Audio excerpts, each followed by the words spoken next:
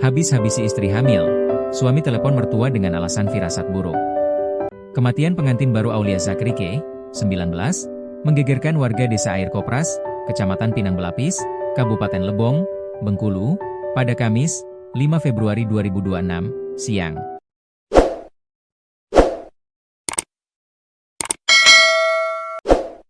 Aulia yang sedang hamil ditemukan tewas dalam kondisi mengenaskan di dalam kamar rumahnya. Belakangan, terungkap pelaku ternyata suaminya sendiri, Oga Yunanda, 23. Aulia Zakrike dan Oga Yunanda baru 3 menikah. Namun, kehidupan rumah tangga yang baru seumur jagung ini diwarnai cekcok yang berujung dendam di hati Oga Yunanda. Oga Yunanda sempat memainkan siasat licik untuk menghilangkan jejaknya di balik kematian tragis Aulia. Oga yang mengklaim berada di rumah orang tuanya di Desa Lemeu, Kecamatan Uram Jaya, pura-pura menelepon ayah mertuanya yang sedang berjualan di pasar. Dalam percakapan via telepon itu, Oga menanyakan kondisi istrinya dengan dalih perasaannya tak enak. Usai percakapan telepon itu, ayah korban bergegas pulang ke rumah dan menemukan Aulia sudah tewas mengenaskan di dalam kamar. Namun, kepolisian menemukan bukti lain tentang keterlibatan Oga. Setelah diperiksa penyidik Polres Lebong, sandiwara Oga akhirnya terbongkar. Kasat Reskrim Polres Lebong, AKP Darmawel Saleh, mengungkapkan bahwa seluruh rangkaian penyelidikan mengarah kepada suami korban. Dari hasil tersebut, penyidik kemudian menetapkan suami korban sebagai pelaku pembunuhan. Dari hasil pemeriksaan, semua petunjuk dan alat bukti mengarah ke suami korban, ungkap Darmawel, Sabtu, 7 Februari 2026, dikutip dari tribunbengkulu.com. Ia menambahkan, setelah dilakukan pemeriksaan intensif oleh penyidik, Oga Yunanda akhirnya mengakui perbuatannya telah menghabisi nyawa sang istri. Pelaku membunuh korban dengan cara mencekik dan menggorok lehernya. Motif dendam lama.